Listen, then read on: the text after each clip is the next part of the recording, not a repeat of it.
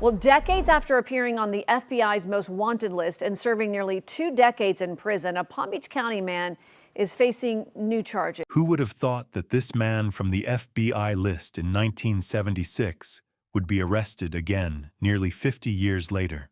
On October 1st, 2025, officers in Palm Beach Gardens unexpectedly took Richard Picariello into custody during what began as a routine narcotics investigation. Picariello, now in his 70s, wasn't just an ordinary suspect. Decades earlier, he had been listed as number 343 on the FBI's most wanted list for his role as the leader of the Fred Hampton Unit of People's Forces, a militant group responsible for a string of bombings across New England during the 1970s. Their targets included government buildings and public infrastructure, attacks carried out as acts of protest against systemic injustice and police violence. His addition to the FBI's list made him one of the most elusive domestic fugitives of that era. But Picariello's capture isn't the only shocking fugitive arrest this year. Another name resurfaced in headlines, Cindy Singh, whose crimes and eventual downfall tell an equally unbelievable story. Cindy was officially placed on the FBI's 10 most wanted list in July of 2025. The charge against her was as grim as it gets: capital murder. The victim, according to investigators, was her 6-year-old son, Noel Rodriguez Alvarez, a boy who had been missing since October of 2022. What makes this case even more unsettling is that Noel's disappearance was not reported until March of the following year, leaving authorities with a months-long gap in which vital evidence and leads had already grown cold. When police first performed a welfare check at Cindy's home, she told them a story. She claimed that Noel was living with his biological father in Mexico, a statement investigators quickly determined to be false. The inconsistencies in her account only deepened suspicion. Then, just 2 days after that interview, Cindy's actions seemed to confirm everyone's worst fears. She boarded a flight to India with her husband and 6 of her other children. Noel was not with them. As investigators dug deeper, the red flags multiplied. Family members reported that Cindy had a history of troubling behavior. Records showed she had struggled with substance abuse and mental health issues. Reports also surfaced that Noel, who was born prematurely and with health complications, often received less care and attention than his siblings.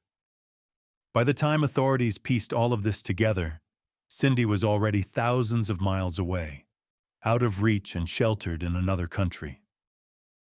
For more than 2 years, the case hung over the community of Everman, Texas, where Noel had lived. A memorial site near his home grew with candles, toys, and photographs, even though his body was never recovered. Investigators believed Cindy had fled not only to avoid prosecution, but to permanently escape accountability for what happened to Noel. Her name circulated internationally, but with little sign of movement, some began to wonder if she would ever be brought back to face justice. Then, in August of 2025, the breakthrough came. After years of coordination between U.S. and Indian authorities, Cindy was finally located at a remote property in India. On August 20th, she was arrested and placed into custody. Soon after, she was extradited back to Texas, where she now faces charges of capital murder and unlawful flight to avoid prosecution. And while she hadn't yet been replaced at the time this video was made, here are the other names currently on the FBI's 10 most wanted list.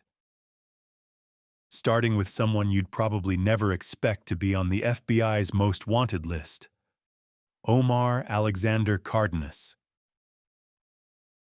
At first glance, you might not believe he could outrun anyone, let alone dodge the FBI for years. But looks can be deceiving, because Omar has been on the run since 2019, and not for something petty. He's wanted for cold-blooded murder, the kind that plays out in the middle of a regular afternoon, in broad daylight, with cameras rolling.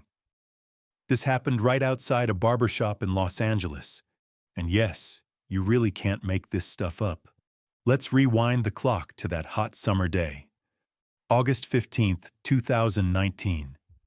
People were out shopping, getting haircuts, living their everyday lives. But then Omar appeared.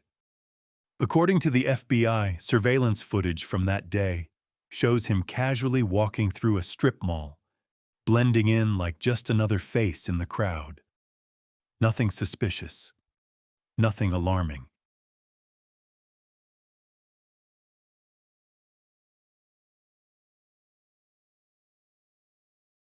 Now here's where things start to feel off. In the before and after clips, you can see him moving through the area like he's just running errands. Totally normal. But then, just moments after he steps out of the frame, he turns a corner and does something that's nothing short of horrifying.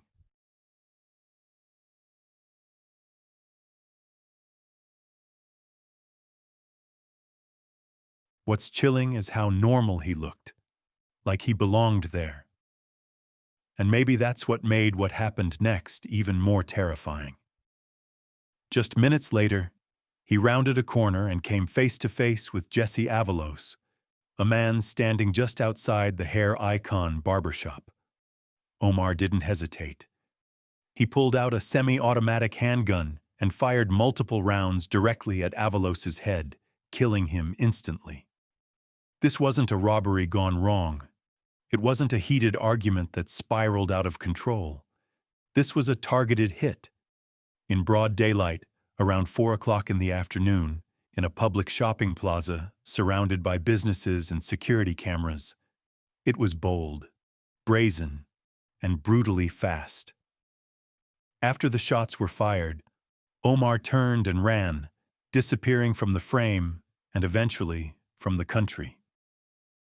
Authorities believe Omar is a known associate of the Pier Street Gang in Los Angeles, a group with deep criminal roots in the area.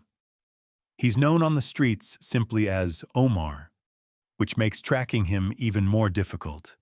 After the murder, it's believed he fled to Mexico, possibly hiding out with relatives or within a network of gang members that specialize in making people like him disappear.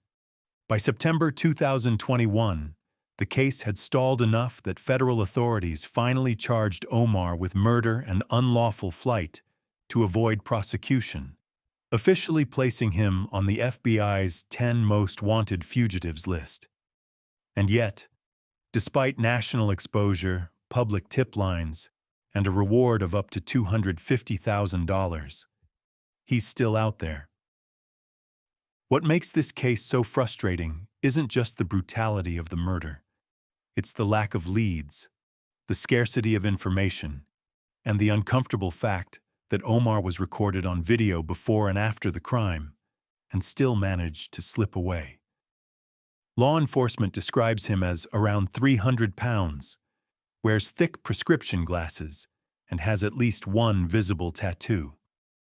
He's considered armed and extremely dangerous, and yet, no one has been able to put a finger on his exact location. It's as if he vanished into thin air. And here's the thing, he might be blending in wherever he is, working under a fake name, living in a small town, getting groceries from the same store as everyone else. That's what makes cases like this so eerie. The man behind a brazen daylight execution might not be hiding in a jungle or sleeping in a cave. He might be living a normal life, quietly, right now. So if you think you've seen Omar Alexander Cardenas, even once, even years ago, don't ignore it. The FBI is offering up to $250,000 for any information that leads to his arrest. One call could end years of silence. One tip could finally bring justice to Jesse Avalos's family. Ryan James' wedding. The next name on the FBI's 10 most wanted list might just be the most shocking of them all. Not because of the crimes, although they're horrifying, but because of who he used to be. Meet Ryan James Wedding, once a national hero and Olympic snowboarder, now a fugitive international drug trafficker with blood on his hands. From snow-covered podiums to cartel safe houses, his story reads like a Hollywood thriller. Except every word of it is real. Right now, a former Olympic snowboarder is on the FBI's 10 most wanted fugitives list, and there is a $10 million reward for any information on how to find him. Ryan Wedding is a Canadian national who competed at the 2002 Games in Salt Lake City. He is accused of trafficking drugs from Colombia through Mexico and the U.S. into Canada. Born on September 14, 1981, in Canada, Ryan Wedding was raised in a family of athletes. Ski racing was practically in his DNA. He learned the sport at his grandparents' resort, Mount Baldy in Thunder Bay, a place where snow-covered dreams came to life. By the age of 12, Ryan was already turning heads in youth competitions. He had speed, he had skill, and most of all, he had ambition. By 1999, Ryan had claimed a bronze medal at the Junior World Championships, and just 2 years later, in 2001, he grabbed silver. His defining moment came in 2002, when he proudly represented Team Canada at the Winter Olympics in Salt Lake City, competing in the men's parallel giant slalom and finishing 24th overall. While he didn't bring home a medal, he walked away as one of Canada's rising stars on the slopes. But once the cameras faded and the Olympic stage was behind him, Ryan took a sharp and dangerous detour. After a brief stint at Simon Fraser University, he dropped out and started dealing marijuana on the side. What began as a small-time hustle quickly evolved into something darker. Ryan started partnering with Iranian and Russian traffickers, expanding his network into large-scale cocaine operations. In 2006, his name surfaced in a marijuana grow-op investigation. No charges were filed then, but the red flags were flying. Everything escalated in 2008, when Ryan attempted to buy cocaine from an undercover U.S. federal agent. That reckless move landed him behind bars. In 2010, he was sentenced to 4 years in federal prison. But instead of being a wake-up call, prison seemed to be a stepping stone. Once released, Ryan didn't just go back to dealing. He went global. In October of 2024, the U.S. Department of Justice unsealed a massive indictment. Ryan Wedding was now officially charged with leading a transnational criminal enterprise involved in drug trafficking, murder, and attempted murder. According to the indictment, he wasn't just involved, he was the boss. Authorities say he was the mastermind behind Operation Giant Slalom, a violent drug trafficking ring with ties to multiple murders. He was linked to the brutal killing of Jogtar and Harbhajan Sidhu, a couple in their 50s, who were gunned down in November 2023. Then came the murder of Mohammed Zafar in May of 2024, and the attempted hit on another man in April.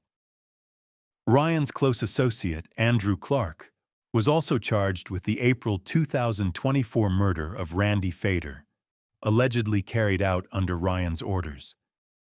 But Ryan wasn't just moving product. He was building an empire. According to investigators, after the murders, Ryan fled to Mexico, but not to hide. He went there to rise even higher. He allegedly became a high-ranking member of the Sinaloa cartel, one of the most violent and powerful drug syndicates in the world. Down there, he goes by several aliases: El Jefe, Giant, or just Public Enemy. He is considered heavily armed, extremely dangerous, and highly connected.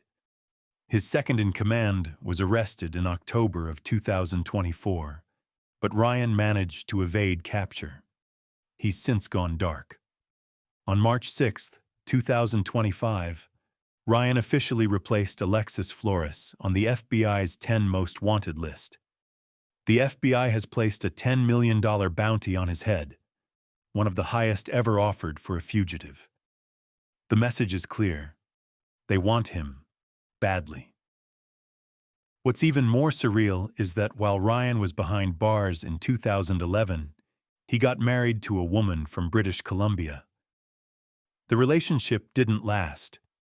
The couple eventually separated, and she has since remarried. Ryan, on the other hand, kept going deeper into the criminal underworld.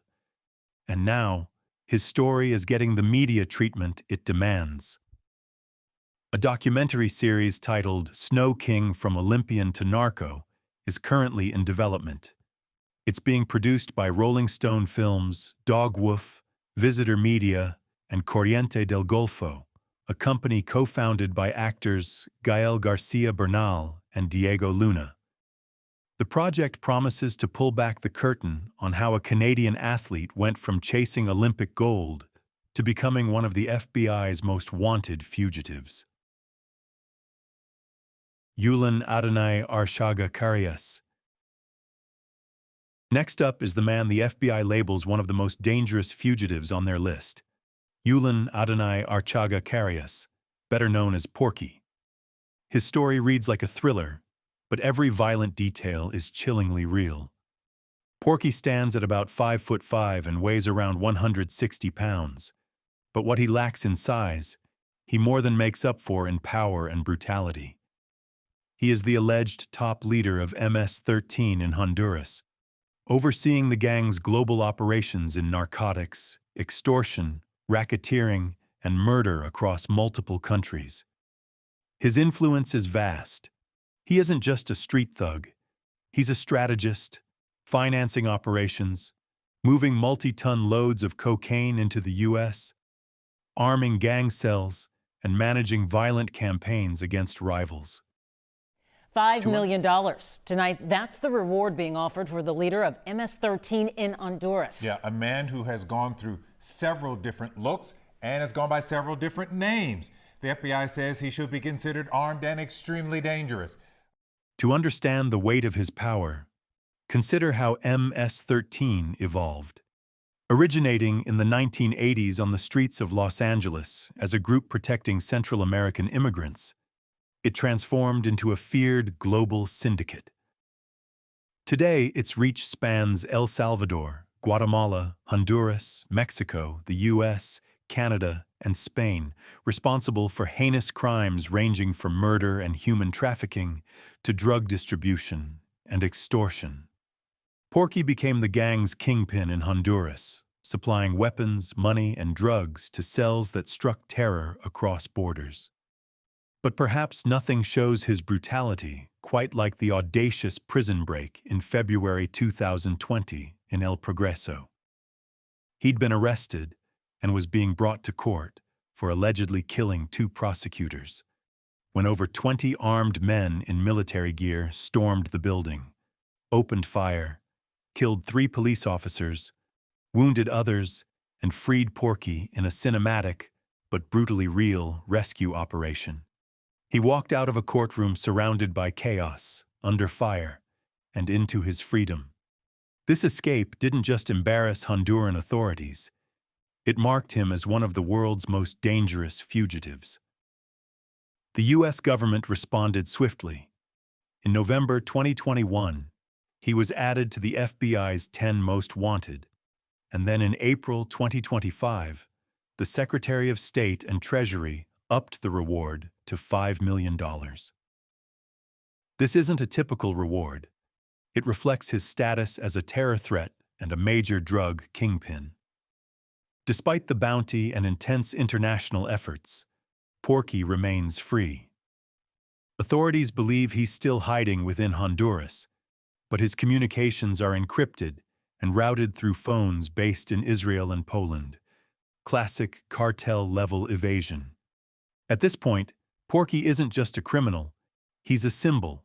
He embodies the reach, violence, and impunity of transnational gangs.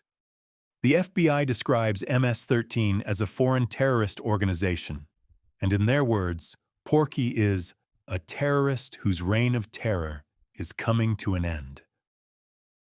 In short, this isn't just another case.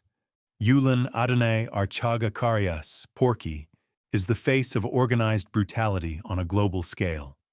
He's ruthless, resourceful, and still out there. The $5 million reward isn't just a figure. It's a testament to how dangerous and high-profile he truly is. Giovanni Vicente Mosquera Serrano. Now here's a name that might not be as familiar to the average person. Giovanni Vicente Mosquera Serrano. But don't let that fool you. As of June 2025, he became the first ever member of the infamous Tren de Aragua gang to make it onto the FBI's 10 Most Wanted list. That milestone alone should send shivers down your spine. This isn't just about one man. It's about the rise of one of the most violent and rapidly expanding criminal organizations in the Western Hemisphere. Mosquera Serrano, also known by the chilling nickname El Viejo, is believed to be a senior leader of the Tren de Aragua, a Venezuelan-born gang that has transformed into a transnational criminal empire. Originally formed in Venezuelan prisons, this gang now operates across borders, spreading its tentacles through Colombia, Brazil, Peru, Chile, Mexico, the United States, and beyond. Its business? Drug trafficking, human smuggling, extortion, kidnapping, murder, terror, and standing at the helm of that chaos is El Viejo, a man known not just for ruthless leadership, but for orchestrating terror with surgical precision.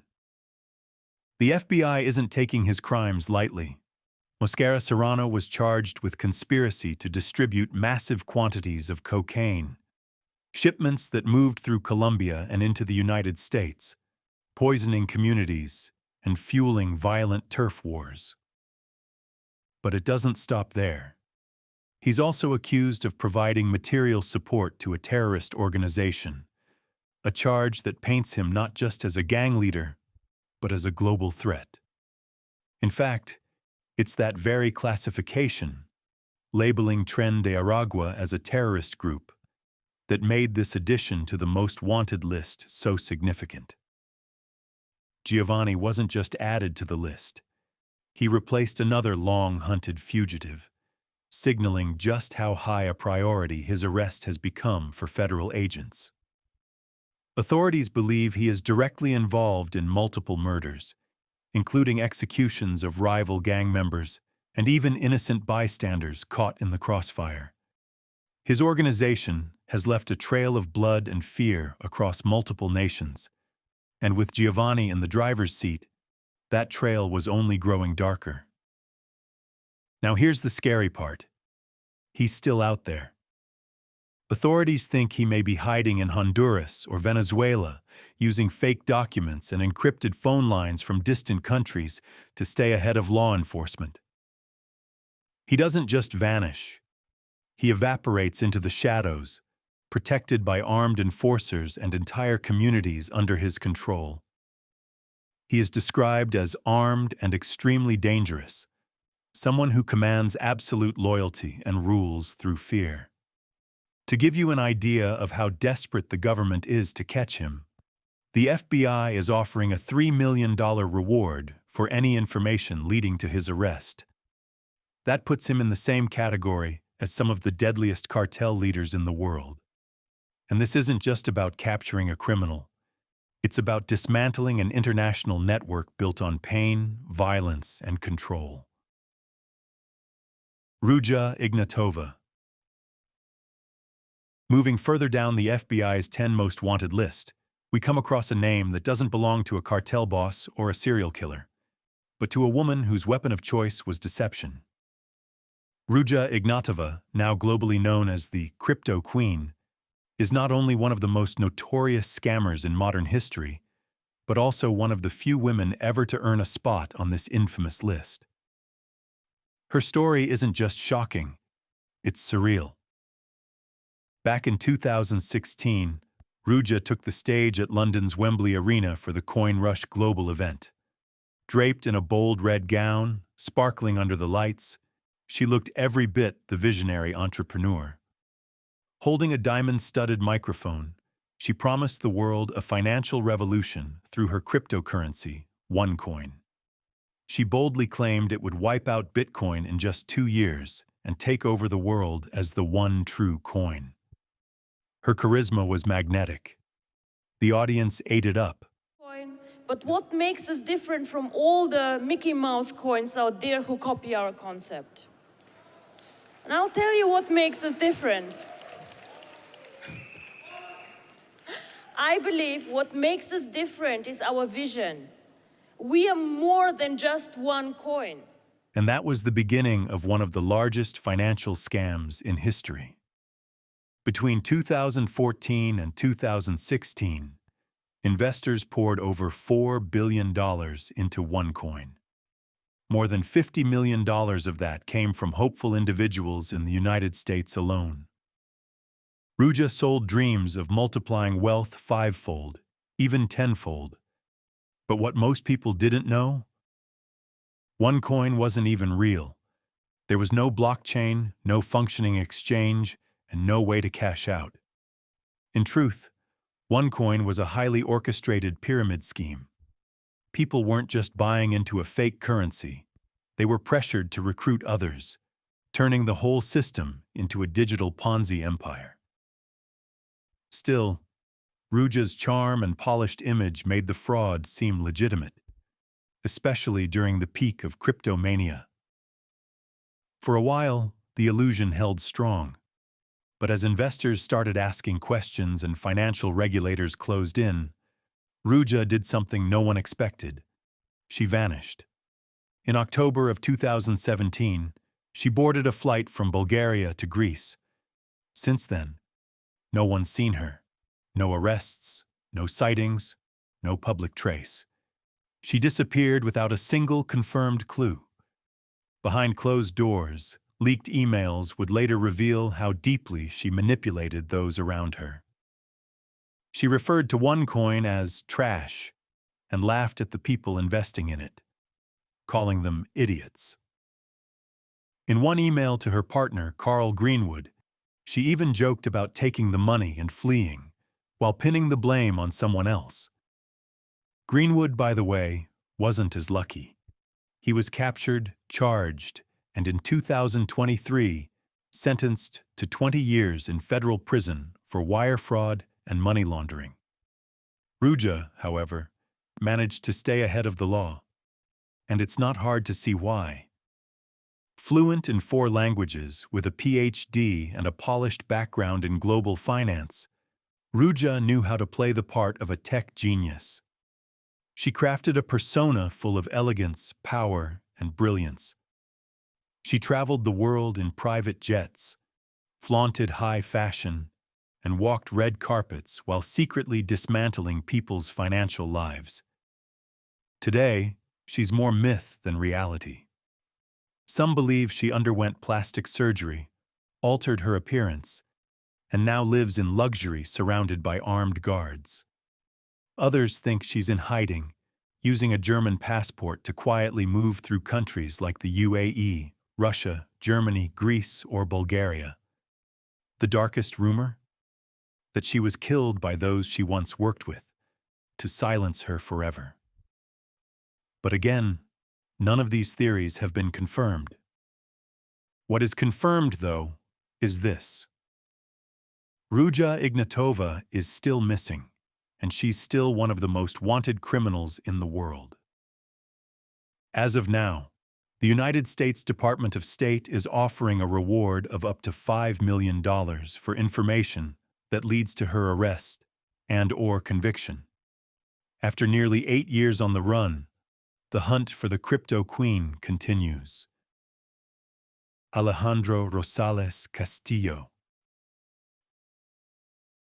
Now, you think teenagers can't be cold-blooded killers? Think again. Alejandro Rosales Castillo was only 17 years old when he became one of the FBI's 10 most wanted fugitives. He wasn't some seasoned criminal or hardened gang member. He was a teenager from Arizona, soft-spoken, young, and unassuming. But beneath that ordinary exterior hid a capacity for cruelty that would shock an entire community. It all began in 2016 in Charlotte, North Carolina. Alejandro worked at a local Showmars restaurant, where he met 23-year-old Truk Kwan Sandy Lai Lei. Sandy was sweet, hard-working, and full of ambition. The two shared a brief relationship, but it didn't last. Even after they broke up, Sandy lent Alejandro money, believing, perhaps naively, that he'd do the right thing and pay her back. Then came the message that would seal her fate. Alejandro reached out, saying he wanted to repay his debt. He asked to meet at a quick-trip gas station on Eastway Drive. Sandy agreed. Why wouldn't she? She thought he was making amends. What she didn't know was that Alejandro wasn't alone. His new girlfriend, Amia Feaster, picked him up in a red Dodge Caliber and drove him straight to the meeting spot. Instead of returning the money, Alejandro allegedly forced Sandy to withdraw $1,000 from her bank account. Her uncle later confirmed she emptied her account that night. What followed was worse than anyone could have imagined. Alejandro drove Sandy to a secluded, wooded area in Cabarrus County. There, surrounded by trees and silence, he shot her once in the head and left her body in a ravine, discarded like she meant nothing. After the murder, Alejandro and Amia fled the state in Sandy's black 2003 Toyota Corolla. Their journey ended in Phoenix, Arizona, where they abandoned the car near a bus shelter. Authorities discovered it on August 15th. By then, it was already too late. Surveillance footage confirmed what everyone feared. Alejandro had crossed the border into Mexico. By November, he was officially charged with first-degree murder. Months later, additional charges were filed for unlawful flight to avoid prosecution. Meanwhile, Amia turned herself in to Mexican authorities on October 20th, just weeks after the killing. She was extradited and charged as an accessory to murder and for stealing the vehicle.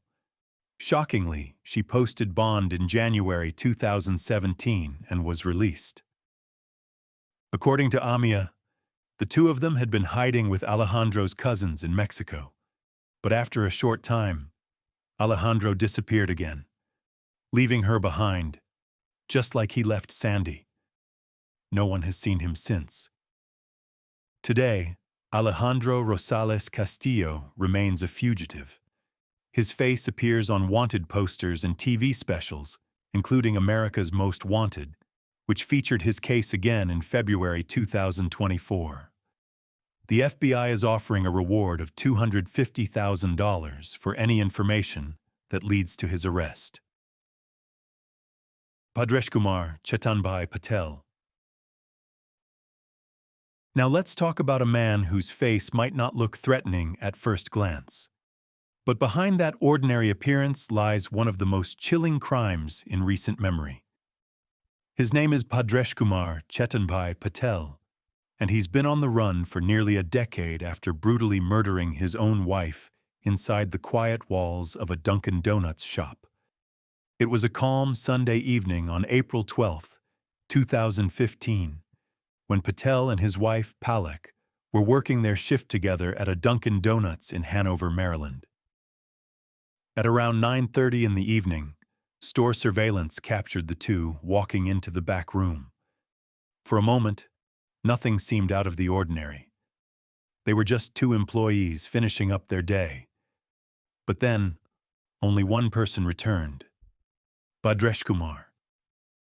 He strolled back into view like nothing had happened, calm, composed, and deadly.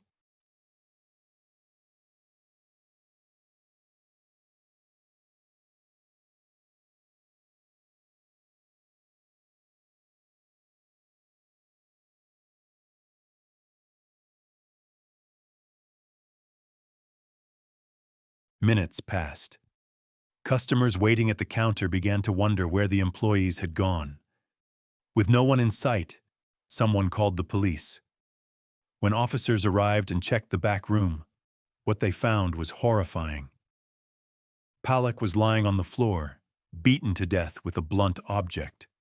There was no sign of forced entry, no robbery, just a brutal, personal execution.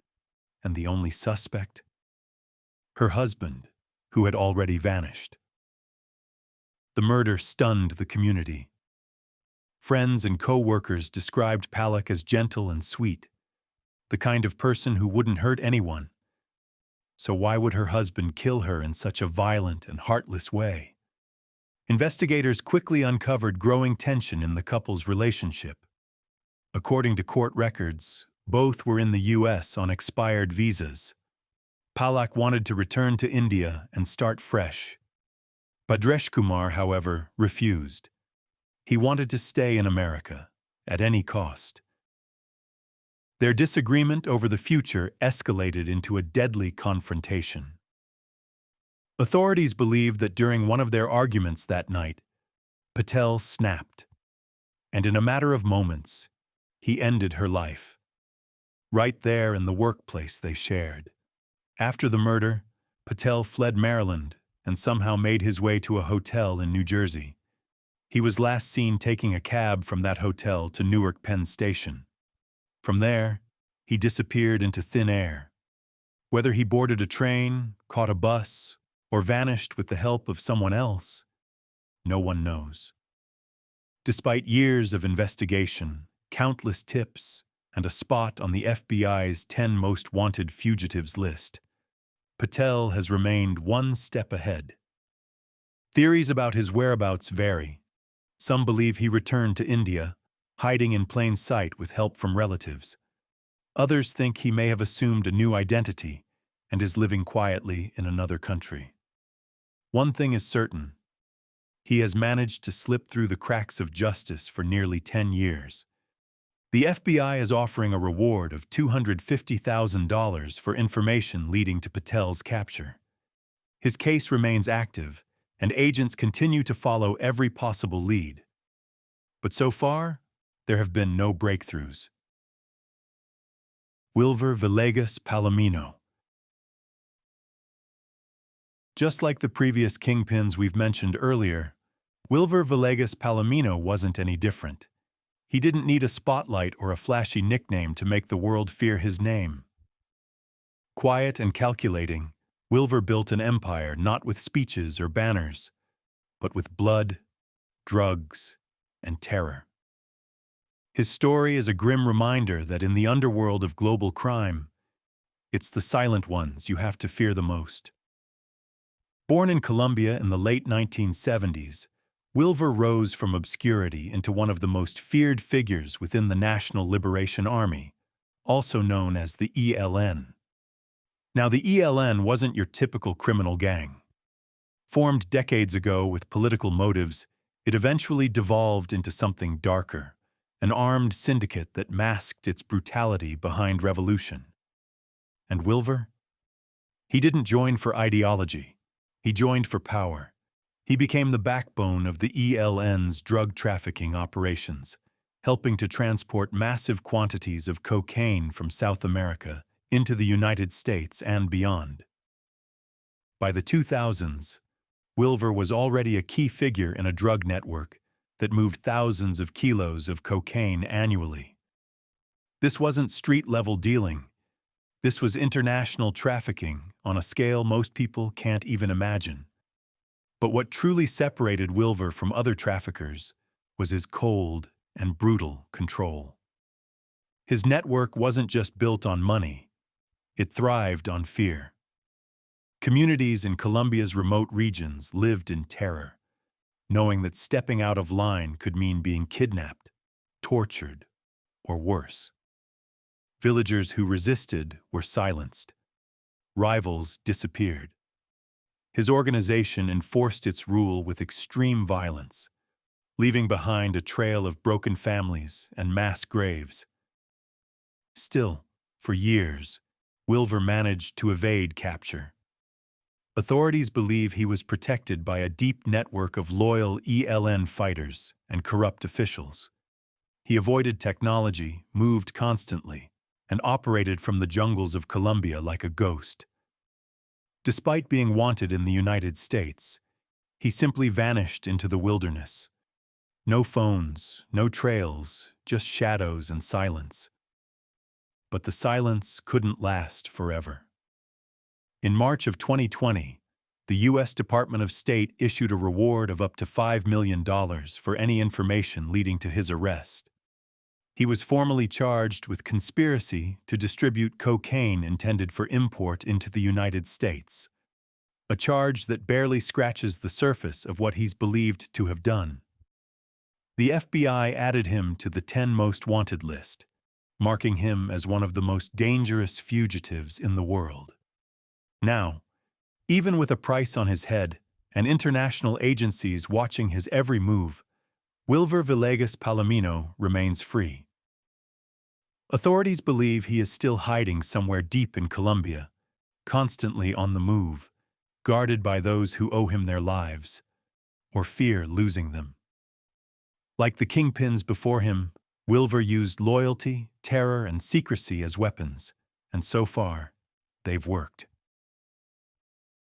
Fausto Isidro Meza Flores. Next up is a name that echoes through both the dusty streets of Sinaloa and the radar screens of international law enforcement.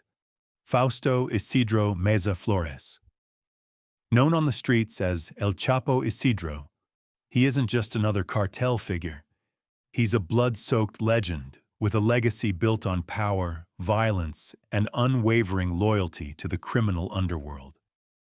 As of today, he holds a top spot on the FBI's 10 most wanted fugitives list.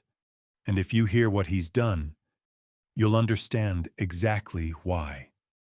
Born on June 19, 1982, in Navojoa, Sonora, Mexico, Meza Flores was never destined for a quiet life. By the time he was a teenager, he had already entered the ruthless world of drug trafficking.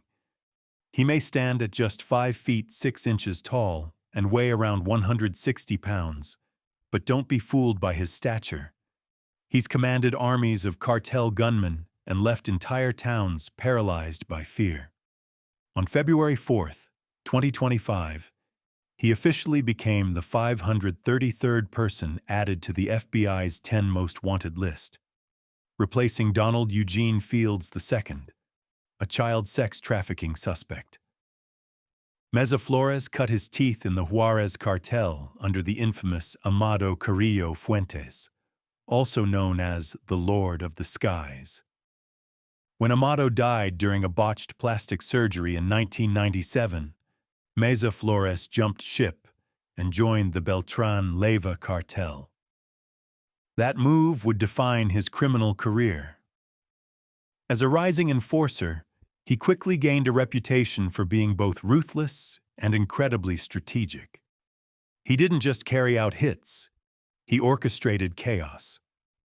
When Arturo Beltran Leyva, the cartel's leader, was gunned down by the Mexican military in December 2009, many within the organization went into hiding or defected. Not Meza Flores. He stayed and rose even higher.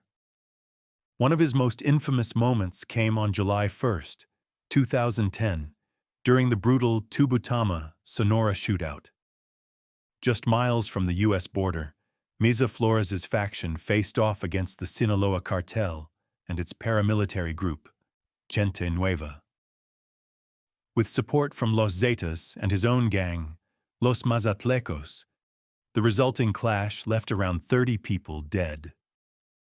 11 vehicles were found riddled with bullets, many marked with spray-painted X's to signal cartel allegiance and avoid friendly fire. It was a message to anyone watching. Meza Flores wasn't just fighting, he was making a statement. From cities like Guasave, Los Mochis, and Mazatlan, his gang has smuggled countless tons of heroin, meth, cocaine, and marijuana since the early 2000s. Even after the fall of the Beltran Leyva brothers, Meza Flores remained one of the most feared names in the cartel's ranks. He reportedly became the right-hand man of Hector Beltran Leyva and continued to command entire territories, including Mazatlan, Xoa, Guamuchil, and even tourist hotspots like Los Cabos. Despite several attempts to bring him down, Meza Flores always seemed one step ahead. On April 28, 2010, a military operation tried to capture him in Xoa. Though the ambush failed to get their man, it left 2 soldiers and 12 cartel gunmen dead, including his close associate, Omar Alfonso Rubio, known as El Chonte. Years later, another blow came when his lieutenant Ignacio Nacho Gonzalez was captured by Mexican forces in Guasave on December 12, 2013. But even those hits didn't topple his empire. The U.S. government wants him for major drug trafficking and weapons offenses. He is considered armed, extremely dangerous, and deeply entrenched in Mexico's organized crime network. The U.S. Department of State's Narcotics Rewards Program is offering up to $5 million for information leading to his capture. But what makes Meza Flores particularly unique is how far his reach extends. On January 17, 2013, the U.S. Treasury's Office of Foreign Assets Control, through the Kingpin Act, froze the assets of Meza Flores, 7 of his family members, and 3 businesses believed to be laundering his drug profits. Yet even with his money trail exposed and his name on most wanted lists, he remains free. His last reported sighting was in Nuevo León in January 2013, where he was seen attending a youth basketball game in San Pedro Garza Garcia. How someone so high-profile can appear in public and disappear again without a trace speaks volumes about the power he still holds and the fear he inspires. To this day, Fausto Isidro Meza Flores continues to operate from the shadows, a cartel mastermind whose bloody empire has yet to fall. And until he is captured, his name remains a chilling reminder of how deeply organized crime has its hooks in both sides of the border. From cartel kingpins to crypto fraudsters, gang leaders to grieving families, these 10 fugitives represent some of the most dangerous and destructive people on the planet. As viewers, it's easy to feel distant from these stories. But each fugitive underscores a vital truth. Criminals hide in plain sight. In your neighborhood, online, even behind a familiar smile. So here's the question for you. Which of these fugitives do you think is most likely to be captured next? And why? Share your thoughts in the comments below. If you've made it this far, be sure to check out this next video. I think you'll enjoy it. Thank you once again for watching.